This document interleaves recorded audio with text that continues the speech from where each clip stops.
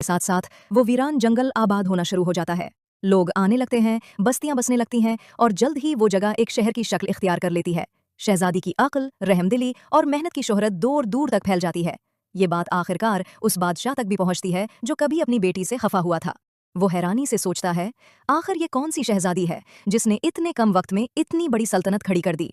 इसी हैरत के साथ वो अपने सिपाहियों को हुक्म देता है कि उस शहजादी को पैगाम भेजा जाए, एक मुअज़्ज़ज़ बादशाह आपसे मुलाकात का ख्वाहिशमंद है।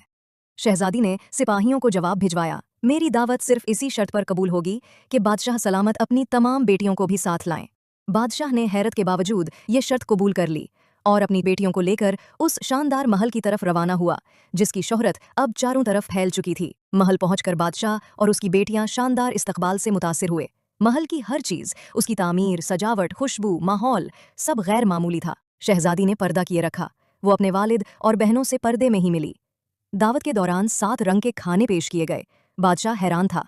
महल की वुसअत, इंतजामात की खूबसूरती और शहजादी के अंदाज ने उसे मसहूर कर दिया था। आखिरकार वो बोल पड़ा, ए बेटी, तुम तो गोया मेरी बेटियों जैसी हो, बल्कि उनसे भी ज्यादा बावकार।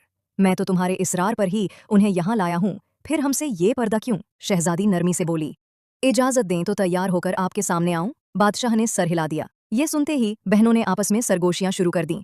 इतने कीमती लिबास पहले ही पहन रखा है, अब और क्या सज धज कर आएगी। चंद लम्हों बाद दरवाजे से लिबास में लिपटी हुई शहजादी दाखिल हुई।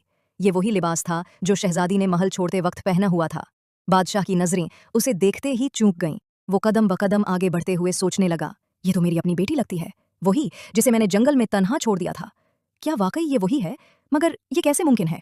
फिर उसने हैरत से पूछा, बेटी, तुम यहाँ? तुम्हारा तो कुछ पता ही नहीं चला था। मैंने सिपाही भेजे थे, मगर वो खाली लौटे थे। शहजादी ने मुस्कुराकर नजरें झुका लीं और फिर आहिस्तगी से बोली, आपकी फिक्र का शुक्रिया, मगर वो शहजादी जिससे मिलने आप आए थे, उसे कहीं और से बुलाने की जरूरत नहीं। बादशाह ने चूंक कर पूछा, क्या क्या वो यही है? शहजादी ने कहा, जी, वो शहजादी मैं खुद हूँ।